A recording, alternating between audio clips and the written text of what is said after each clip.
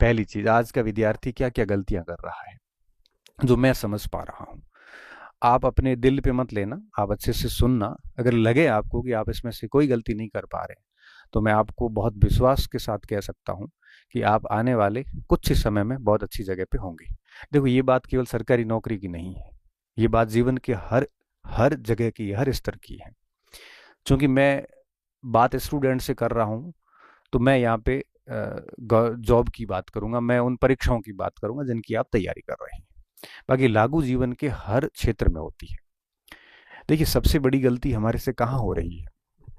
पहली चीज, हम जब भी कभी पढ़ते हैं तो हम आधा अधूरा पढ़ते हैं, हम पूरा पढ़ने की आदत नहीं है। और आधा अधूरा, आधा पढ़ने का नुकसान क्या है? नुकसान ये होता है कि न तो हम कॉन्फिडेंस हमारे में आता है कि भाई हमने पूरा अच्छे से कर रखा है, और न वापस वो पढ़ा जाता है क्योंकि मन में आता है कि पढ़ा हुआ है। आधा अधूरा पढ़ने का तात्पर्य क्या है? तात्पर्य ये है कि जैसे कोई पुस्तक ली तो उसको पूरा नहीं किया, बीच में छोड़ दिया।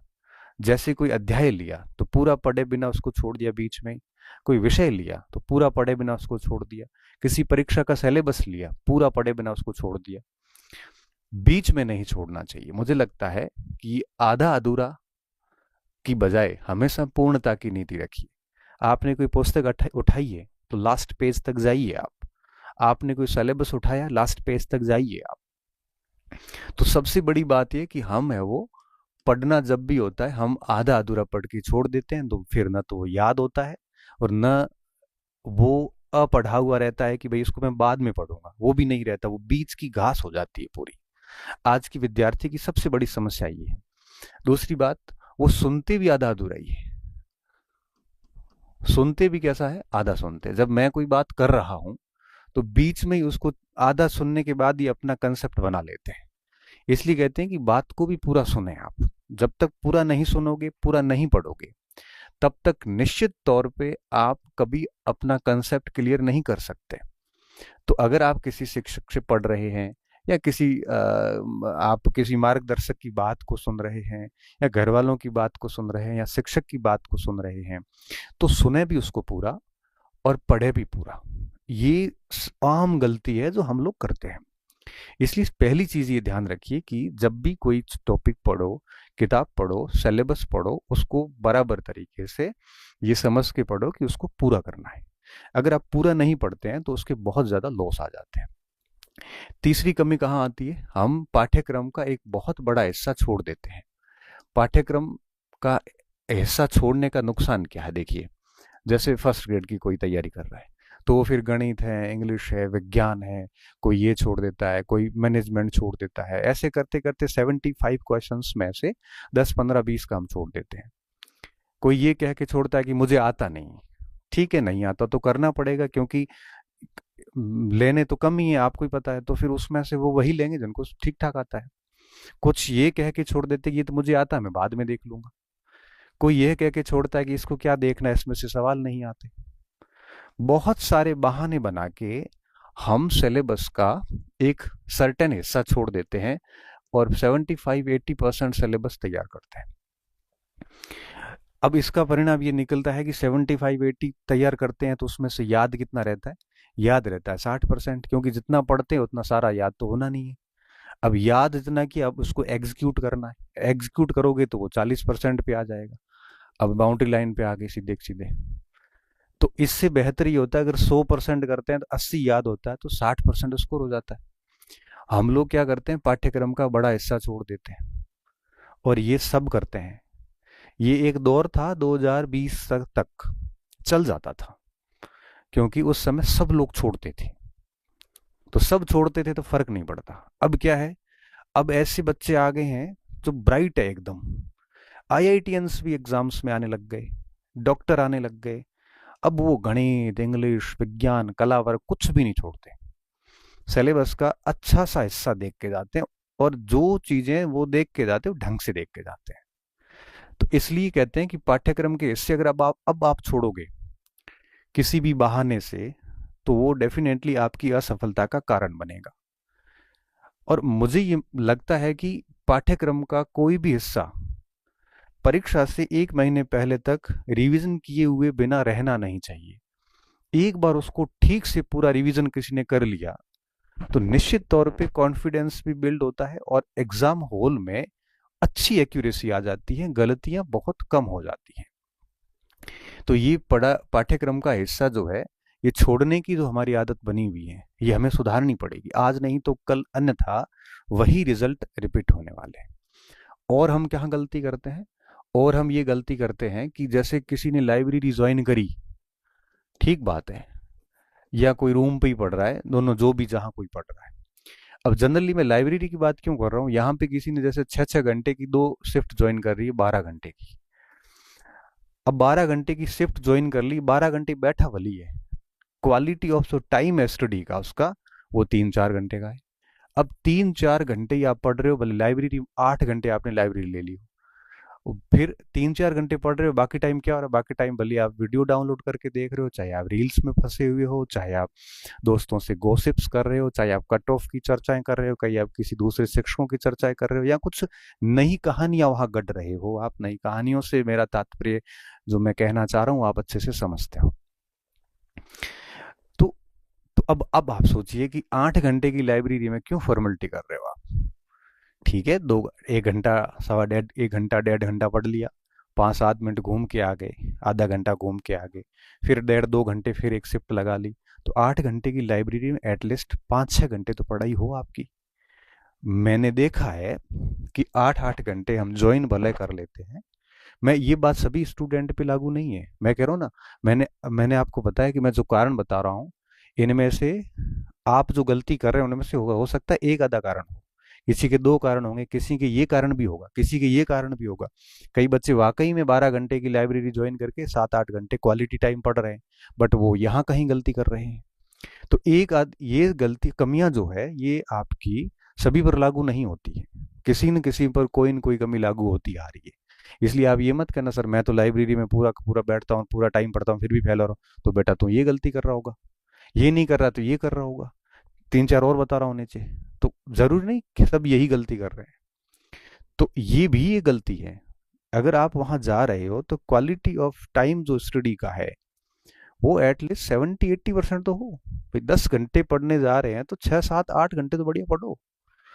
बट देखा मैंने ये है कि ऐसा करने वाले अंदर 10% ही है, बाकियों के डेरे गर्क में जा चुके हैं। पढ़ाई कम हो रही है और इसके अलावा सब हो रहा है वहां पे। यही बात रूम की है, यही बात लाइब्रेरी की है। कहाँ से सफल होंगे। फिर आप भले ही हजारों सिस्टम को दोष दे दो, कोचिंग्स को दोष दे दो, शिक्षकों को दोष दे दो, किताबों को दोष दे दो, कोई फायदा नहीं है। अल्टीमेटली गलती सिर्फ आपकी है। कोचिंग सही नहीं था तो छोड़ देते, दूसरी जगह जाते। किताब सही नहीं थी तो छोड़ देते, किसने मजबूर किया था। शिक्षक सही नहीं था, छोड़ देते, कोई बंधे हुए थोड़ी, एग्रीमेंट थोड़ी आपके साथ। नोट्स ठीक नहीं थे, छोड़ देते, दूसरे अपना लेते। तो जब चीज सही नहीं लग रही है आपको तो छोड़ दो उसको, अपन बंधे हुए नहीं है किसी से भी। इसलिए इन चीजों का ध्यान रखें कि अगर आप लाइब्रेरी रूम वगैरह कहीं ज्वाइन किया हुआ है तो पढ़ने का जो गुणवत्तापूर्ण समय है वो अधिक होना चाहिए। वो 10 घंटे की लाइब्रेरी में 2-3 घंटे नहीं होना चाहिए, एटलीस्ट 70% टाइम अच्छा पढ़ाई का निकलना चाहिए। और क्या गलती कर रहे हैं इसके अलावा, सामग्री, सामग्री के सामग्री की पूरी यूं कहिए कि दुकान लगा रखी है। एक एक पार्ट के लिए 5-5 4-4 किताबें लगा रखी है। आज मैंने बताई वो लेके आई, कल किसी और ने बताई वो भी लेके आ गए, कोई मतलब नहीं। मैं ये कहता हूं कि हर पार्ट के लिए एक पुस्तक एक ही होनी चाहिए, भले वो गाइड हो, नोट्स हो, बुक्स हो, जो भी आपके पास हो, बस उसी को बार बार घुमाइए आप। ठीक है, किसी के पास नई सामग्री है तो सवाल सब में बराबर ही आते हैं, ले दे के लास्ट में सारे शिक्षक, सारी गाइड, सारे नोट्स, सारी कोचिंग 80-90% पे दावा करती हुई दिखेगी आपको। और दावा कोई हवा में तो करता नहीं, आए हुए होंगे डेफिनेटली। इसलिए मेरा ये आप सभी को सुझाव है कि आप लिमिटेड मटेरियल रखिए, उसी को बार बार पढ़िए। जितना ये फैलाओगे ना उतना उलझोगे आप। गाइडेंस देने वाले दे देते हैं कि 20 किताबें बता दी, किताबें बताना आसान है भाई साहब, उसको पढ़ना पड़ेगा। उसको पढ़ना ही नहीं, उसको याद भी करना पड़ेगा, उसको शॉर्ट भी करना पड़ेगा, ताकि आप एग्जाम से 15 दिन पहले अच्छे से रिवीजन कर सके। अब 15 किताबें लेके बैठे हो, 15 दिन में कैसे रिवीजन करोगे आप? तो लिमिटेड मटेरियल रखें आप, और उसी को बार बार पढ़े, होना है तो हो जाएगा उसमें। तो सामग्री आपके पास में की दुकान पूरी नहीं होनी चाहिए, बड़ी लिमिटेड सामग्री होनी चाहिए। और क्या गलती कर रहे हैं हम, और सबसे बड़ी जो गलती कर रहे हैं, वो परीक्षा से 15 दिन पहले, परीक्षा से 15 दिवस या 20 दिवस पहले, ये ऐसा टाइम होता है जो प्रॉपर रिवीजन का टाइम होता है, जब आपको जो कुछ अपनी तैयारी में आपने पढ़ा था उसको पूरा वापस पढ़ने का टाइम होता है। और इस समय हम क्या कर रहे होते हैं, इस समय कोई बच्चा नए टॉपिक लेके आ रहा है, कईयों ने पूरी तैयारी में कहा था लास्ट में देखूंगा, लास्ट में देखूंगा, अब लास्ट में इतना छोड़ दिया है कि लास्ट में 15 दिन में वो टॉपिक देखें, रिवीजन करें, उलझ जाता है। कुछ बच्चे वो लास्ट में छोड़े वाले वो टॉपिक देखने लगते हैं, कुछ स्टूडेंट चले जाते हैं यूट्यूब के ऊपर, चढ़ जाते हैं मैराथन देखने के लिए। वो क्या होता है कि यूट्यूब के ऊपर जब भी कोई परीक्षा आने वाली होती है तो 1-2 महीने पहले उसका माहौल बनाया जाता है। फिर माहौल ऐसा सेट होता है मार्केट के यूट्यूब की दुनिया पे कि बच्चे सोचने लगते हैं कि यार मैंने ये अगर यूट्यूब नहीं देखा तो मैं पीछे रह जाऊंगा, और सारे उस पे आ जाते प्रश्नोत्तरियों पे, और सब कुछ कंटेंट छोड़ छोड़ा के। अब वो 10-10 घंटे 15-15 घंटे उस पर बैठे, ऐसे भी होते हैं। जिस समय आपको अपनी सामग्री को वापस रिवीजन करने का वक्त आया, उस समय आप प्रश्नोत्तरियां देखने लग गए, और इन प्रश्नों का परीक्षा के प्रश्नों से सीधे तौर पे कोई संबंध नहीं होता। क्योंकि जो 10 घंटे में आप जो 100 प्रश्न देखोगे, वही 100 प्रश्न आप अपने रूम में बैठे बैठे 1 घंटे में कर सकते थे। क्योंकि एग्जाम टाइम में एक दिन जो होता है ना, वो एक दिन में व्यक्ति इतना पढ़ता सच में कि सामान्य दिनों में व्यक्ति 10 दिनों में नहीं पढ़ता, इतना फास्ट काम करता उसका मस्तिष्क। तब आप सोचिए कि लास्ट 15 दिन सब कुछ बंद करके गायब होने का समय होता है, उस समय आप ये काम कर रहे होते हैं। ये फेल होने के लक्षण ही और क्या है। जब किताबों में सिर नीचे झुके होने चाहिए, वहां स्क्रीन पे पड़े हैं और देखे हुई चीजें याद नहीं होती है। वो ही चीजें वापस पढ़िए जो सारी तैयारी के दौरान आपने पढ़ी थी। आप एग्जाम के एटलीस्ट 1 महीना पहले ये सोशल मीडिया की प्रश्नोत्तरी या यूट्यूब की वीडियोस वगैरह सब बंद कर देने चाहिए, और सिर्फ 1 महीना लास्ट के अंदर पूरा कुछ आपको रिवीजन करना चाहिए। कई सारे बच्चे यहाँ गलती करते हैं, मैंने देखा है। यूट्यूब के उस माहौल से बचना चाहिए। मुझे पता है मेरी चीज़ों का असर अधिकांश वर्ग पे नहीं होगा, लेकिन मैं फिर भी कहूँगा, क्योंकि मुझे ऐसा कहते हुए खुशी होती है कि मैंने आपको चेता दिया था। फिर नहीं माने तो ये आपकी समस्या है। मुझे ये नहीं लगेगा कि मुझे आते हुए भी मैं नहीं बता पाया। मुझे पता है मेरे इन बोलने से मुझे कितने खतरे हैं। ये जो कुछ भी ये लोग करते हैं वो सारे विरोधी हो जाते हैं। उनको लगता है कि मेरे को टारगेट कर रहा है, वो कह रहा है मेरे को टारगेट कर रहा है, जबकि मैं किसी को टारगेट नहीं कर रहा हूँ। मैं ये कह रहा हूँ, मैं सिर्फ स्टूडेंट को टारगेट करके बात कर रहा हूँ कि एटलीस्ट इन चीज़ों से बचें। करने वाले कर रहे हैं, मेहनत करते हैं, बहुत मेहनत करते हैं, मैं उनकी मेहनत को हैट्स ऑफ कहता हूँ। बट आपको समझदार बनना पड़ेगा।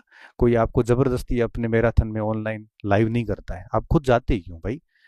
ये रिवीजन का टाइम है, इस समय आप अगर यूट्यूब वीडियो पे चढ़ोगे तो निश्चित तौर पे वही परिणाम मिलेंगे जो आपको मिल रहे हैं। और कहाँ गलती होती है, और कहाँ गलती होती है, टेस्ट सीरीज में। ये टेस्ट सीरीज का कल्चर नहीं था पहले, ये अब आया है। हमारे टाइम में ऐसी कोई टेस्ट सीरीज नहीं होती थी। ठीक है, देनी चाहिए, मैं मना नहीं करूंगा, क्योंकि मैं कहूंगा कि नहीं देनी है तब आप रुकोगे नहीं, मैं कहूंगा कि देनी है तो भी आप दोगे नहीं। बट जो भी टेस्ट सीरीज देते हो, मुझे लगता है इसमें बहुत ईमानदारी रखी। लड़के इसमें भी नकल करते हैं, लड़के लड़कियां सारे। अब इसमें क्या नकल करनी है। इसमें नकल हम इसलिए कर रहे होते हैं ताकि आसपास के लोगों में अपनी रेपुटेशन बनी रहे कि मेरी अच्छी रैंक आ रही। भाई ये रेपुटेशन कोई काम की नहीं है, ये ध्वस्त हो जाएगी एग्जाम हॉल के अंदर, और फिर लोग हंसेंगे आपके ऊपर।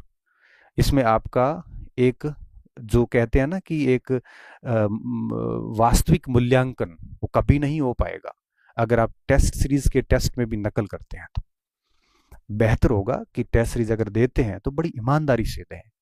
परीक्षा हॉल में ऐसे टेस्ट सीरीज में ऐसे बैठे जैसे परीक्षा हॉल में बैठे।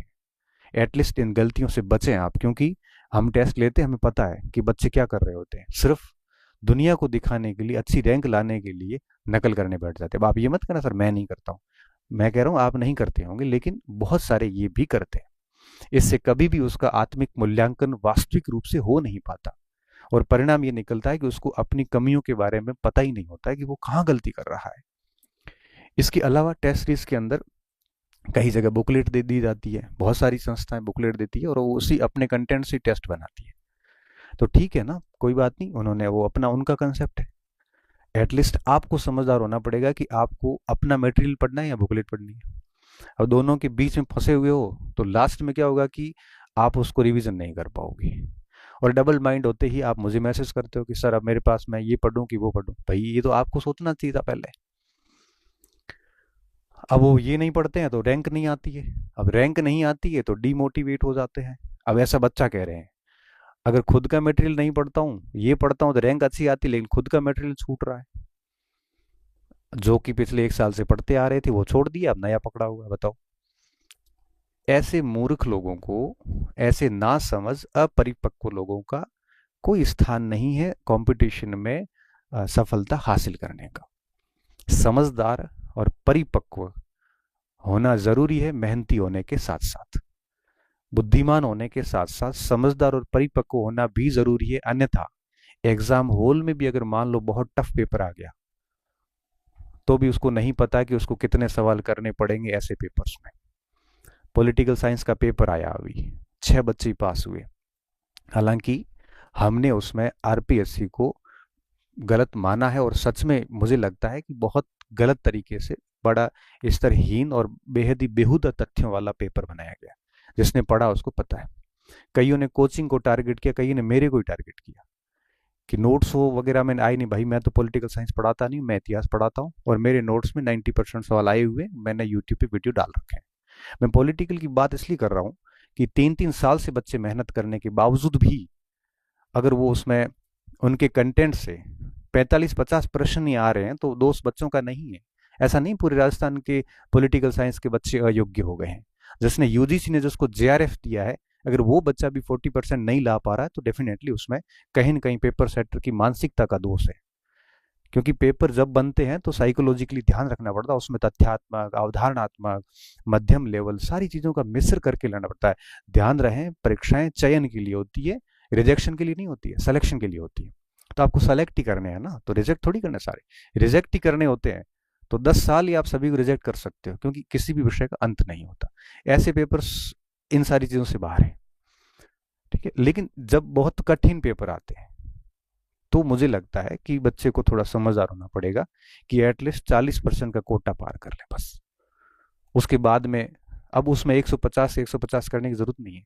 40% का कोटा कैसे पार करना है, कठिन पेपर में भी अगर थोड़ी बुद्धि लगा के, धैर्य रख के और बहुत अच्छे से करे तो संभव है कि पास भी हो जाए, नहीं तो बिल्कुल ही फेल हो रहा है। तो समझदार होना बहुत जरूरी होता है। तो टेस्ट सीरीज में एटलीस्ट आप इन चीजों से बचें।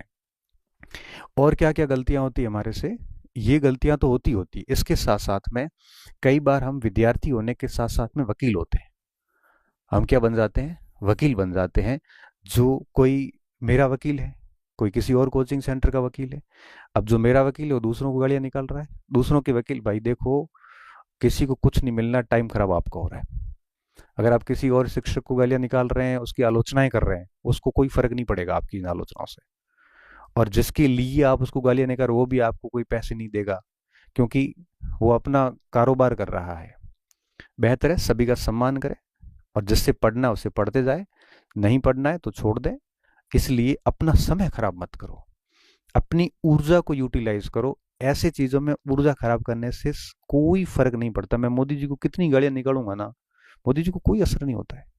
वो अपना काम कर रहे हैं, प्राइम मिनिस्टर ऑफ इंडिया, क्या दिक्कत है उसको। आप सोशल मीडिया पे देखो, कई बहुत वाहियात लिखते हैं, कोई फर्क नहीं पड़ता उनको। सेम सेम स्थिति है। आप मेरे बारे में कहीं पे भी कुछ बोलोगे, मुझे कोई असर नहीं होता। क्यों? क्योंकि मुझे पता है मैं गलत नहीं। शुरुआत में मुझे भी होता था असर, और आज मैं मेरा काम कर रहा हूँ, ठीक है ना। 1000 में से अगर 100 लोग गालियां निकालेंगे तो कोई ठीक है, उसकी वो जिसकी सोच है, जिसके पास जैसे संस्कार है, जिसके पास जैसे शब्द है, वो वैसे ही बोलेगा। कहीं फर्क नहीं पड़ता मुझे। कई बार मेरे पास ऐसे स्क्रीनशॉट आते हैं जो मैं मेरे बारे में कोई आलोचना छोटी मोटी की हुई, हालांकि कम होती मेरे बारे में, फिर भी आती है, तो मैं उसको कहता हूँ अरे मरने था, क्या फर्क पड़ता है। जिसकी जैसी सोच है, जिसके पास जैसे शब्द है, जिसके पास जैसे संस्कार है, वो वैसे ही बोलेगा। कई बार मेरे पास ऐसे ऑडियो रिकॉर्डिंग आती है, कई बार कोई मेरे साथी कहीं मेरे बारे में बोल रहे होते हैं, Ganpat Singh is not a good human being, as a good human being, कई बार ऐसे सुनने को मिलता है। मुझे कोई फर्क नहीं पड़ता, क्यों? क्योंकि मुझे पता है कि मैं क्या कर रहा हूँ, बस इससे अधिक मैं को जानता नहीं हूँ। और विद्यार्थी मेरे बारे में कभी ऐसा बोलेगा नहीं, और बाकी बोलते हैं तो उनका उनकी माइंड सेट है, हम किसी को चेंज नहीं कर सकते। तो सभी के होते हैं आलोचक वगैरह, तो आप लोगों को भी कोई आलोचना कर रहा है आपकी तो कोई बात नहीं, करने दो ना, बढ़िया बात है, आप काम कर रहे हो इसलिए आलोचना हो रही है, अदरवाइज नहीं होती। ठीक है ना? तो आप लोग इन चीज़ों से बचें, किसी के भी वकील ना बने, अपना समय जो है वो सदुपयोग करें। ठीक है? और एक और कमी जो हमारे में देखने को मिलती है वो है सातत्य। ये नहीं है बिल्कुल सततता, जैसे हम कह सकते हो, सीधे गलत शब्द है सततता, मतलब आप कंटिन्यूसली कह सकते हो, कंसिस्टेंसी कह सकते हो। परीक्षा तक हम नहीं पढ़ते, हम बीच में तैयारियां छोड़ देते हैं। अब जिस स्टूडेंट ने सिलेबस को ढंग से समझ लिया, ठीक से पढ़ लिया, अच्छे से सुन लिया, अच्छे से पूरा पाठ्यक्रम पढ़ लिया, लाइब्रेरी वगैरह का अच्छे से यूटिलाइज कर लिया, लिमिटेड सामग्री को रखा, परीक्षा से एक महीना पहले पूरा बढ़िया रिवीजन किया, टेस्ट सीरीज को बड़ी ईमानदारी से दिया, इन सारी चीज़ों से दूर रहा और परीक्षा तक लगातार एक ही टारगेट को फोकस करके लगा रहा, बिना कोई माहौल बनाए हुए, क्योंकि माहौल का जमाना है इस समय, तो वो बच्चा 1 या 2 अटेम्प्ट के अंदर अंदर अपना काम जमा लेगा। बाकी फेल होते रहेंगे, असफलताएं होती रहेगी, किसी और के ऊपर गढ़ते रहेंगे हम, कोई फायदा नहीं है। मेरी यही बात मैं कहना चाह रहा था आपको, तो मुझे उम्मीद है कि ये चीज़ें आपको कहीं ना कहीं फ़ायदा देगी और आप इन पे काम करेंगे। मैं आपकी भविष्य की, उज्जवल भविष्य की शुभकामनाएं प्रेषित करता हूँ। बस काफ़ी दिन हो गए थे कि बात नहीं करी थी आपसे, अभी करंट पढ़ा रहा हूँ, समीक्षा ले रहा हूँ, सारी चीज़ें ले रहा हूँ, लेकिन ऐसे मार्गदर्शन की बात नहीं हुई थी। तो मैं एक बार फिर चेता रहा हूँ कि अगर इनमें से कोई गलती कर रहे हो तो बेटा आप सुधार लीजिए, अगर नहीं कर रहे हो तो अच्छी बात है, आप डेफिनेटली पास हो जाएंगे। मेरा किसी से कोई द्वेष नहीं है, मैं मेरे काम में लगा रहता हूँ। ठीक है? बच्चों से बात करना, बच्चों को सही दिशा दिखाना, ये मेरा हमेशा से आदत रही है और शुरू से यही कर रहा हूँ। कड़वा बोल देता हूँ, बहुत अच्छे, बहुत अधिक सच्चाई बोल देता हूँ कई बार, इस वजह से कई लोग हैं वो खिलाफ भी हो जाते हैं, लेकिन मुझे फर्क नहीं पड़ता कि मेरे सच बोलने से अगर कोई खिलाफ होता है तो कोई बात नहीं, होते रहो। और हाँ, एक शिक्षक होने के नाते मैं समय समय पे ये बोलता रहूँगा। तो बहुत बहुत धन्यवाद विद्यार्थियों, अच्छे रहिए, मस्त रहिए। और हाँ, अगर ये वीडियो आपके काम का नहीं, आपको लगे कि ये बातें हम ऐसी गलतियाँ नहीं कर रहे हैं, तो मस्त रहिए और इग्नोर करिए और अच्छे से आप जैसा चल रहे हैं वैसे चलते रहिए। धन्यवाद।